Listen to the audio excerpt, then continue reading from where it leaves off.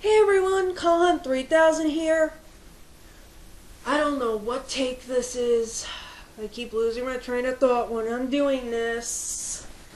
Anyway, I'm working on 2 projects. I'm planning my 2 game reviews. I'm done with Okami, so I'm probably going to work on that. I'm not done with My Sims Kingdom yet, but anyway, I will get everything done.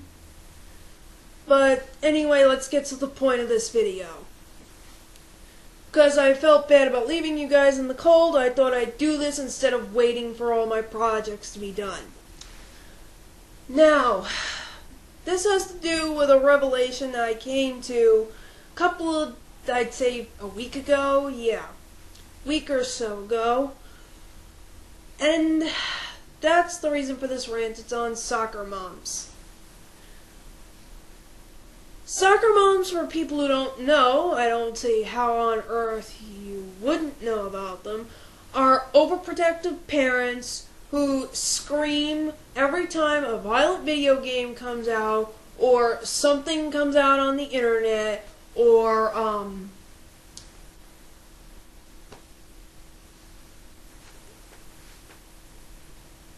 anime with censoring and stuff. Even though every single video game console, television set, and computer these days has parental controls in which they can use in order to prevent their kids from playing games that they don't want them to play. How hard is it to set up parental controls? A monkey can set up the parental controls of a Wii or a television set or the computer. When I was younger, really young, my parents had the parental controls on our first computer because me and my sister were too young to view certain content. You know how my parents learned how to do that?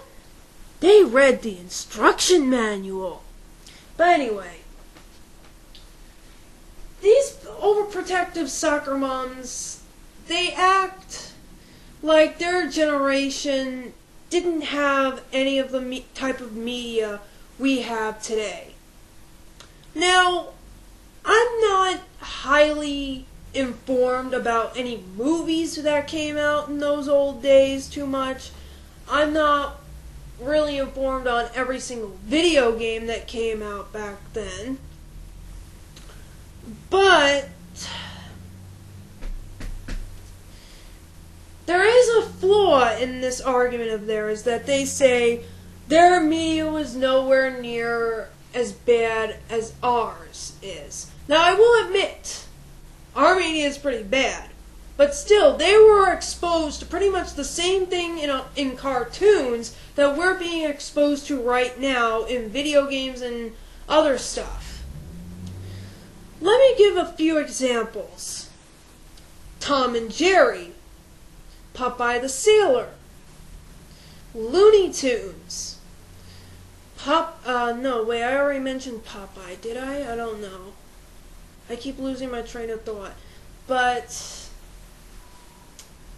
anyway, Popeye was a sailor who always beat the crap out of Bluto after getting strength from spinach whenever Bluto was doing something wrong or stealing the affections of his girlfriend Olive Oil. Tom and Jerry was a cat and a mouse where Tom, the cat, constantly chased Jerry around, and every so often, things like bricks would fall on his head, or Jerry would hit him over the head with a pipe, or Spike would show up in some episodes and beat the crap out of Tom. Not only that, Tom was also known for smoking in a few episodes, or drinking. I think there was alcohol. I distinctly remember an episode where Tom drank. Let's see, what else? Looney Tunes. I don't think I need to mention how many times Bugs Bunny has cross-dressed, or how many other characters have cross-dressed in that show, or used tobacco, or drank. These are all, not only that, I forgot to mention this, in a couple of episodes of either the Looney Tunes or Tom and Jerry, there have been instances in which guns were used. And one scene in Tom and Jerry was where a gun went off by accident accident because of Jerry, and Tom was supposedly shot, which turned out to be him simply, it didn't hit him, but he just had ketchup on him.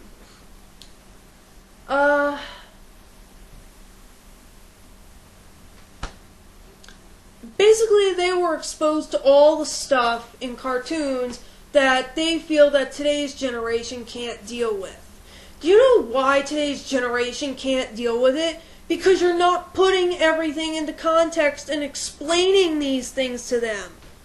I mean, I know a lot of people are going to say that the reason that so much of the old generation, like our parents and grandparents, smoke is because of the cartoons where they showed tobacco, or the old generation drinks because of the alcohol usage in there. Let me just explain something, and this is coming from my grandparents, my mother, and my father, okay?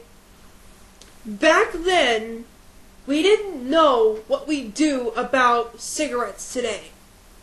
Back then, they didn't know it would cause lung cancer or mouth cancer. They didn't know it could cause emphysema.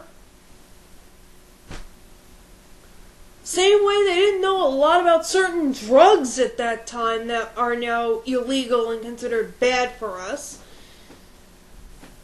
No, wait, are bad for us.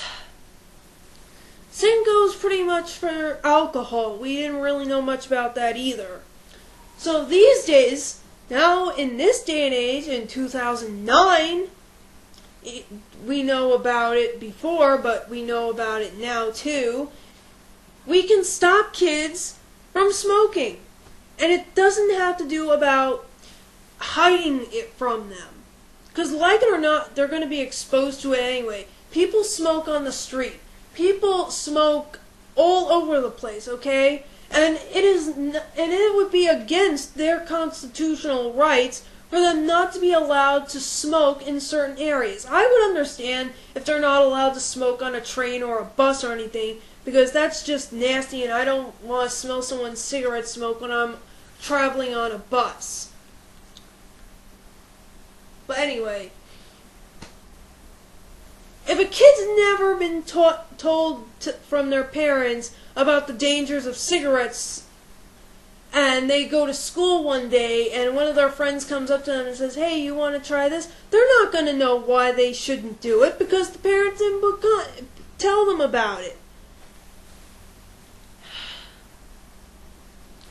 The reason why our generation and the generation growing up right now are the way they are is because the soccer moms aren't putting things into context. And the soccer moms generation is more than enough proof. Because the soccer moms grew up with Tom and Jerry, Popeye, Looney Tunes, and Betty Boop, who is the biggest character of sex appeal in a cartoon I have ever seen in my life.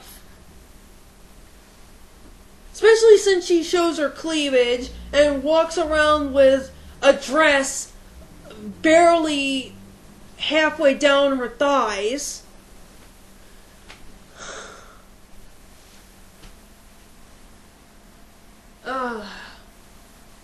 It's just, parents are scared to death that if they talk to their kids about it, that's going to put the idea in their head. Once again, they should be more worried about what's going to happen if they don't talk to them about it. What's going to happen if they don't talk to them about cigarettes? What's going to happen if they don't talk to them about drugs? What's going to happen if they don't talk to them about alcohol, violence, or sex? I'll tell you what's going to happen. They're going to learn about it somewhere else, and 99.9% of the time, it's from a source that doesn't cover anything that a parent would. Or it's a source that doesn't know what the hell it's talking about.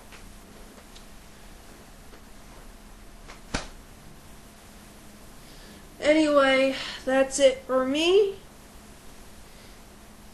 Soccer moms have an even more flawed argument now. They just need to talk to their kids and stop hiding this crap from them. Because their generation proves that simply talking to their kids will avoid any of the problems they're constantly worrying about.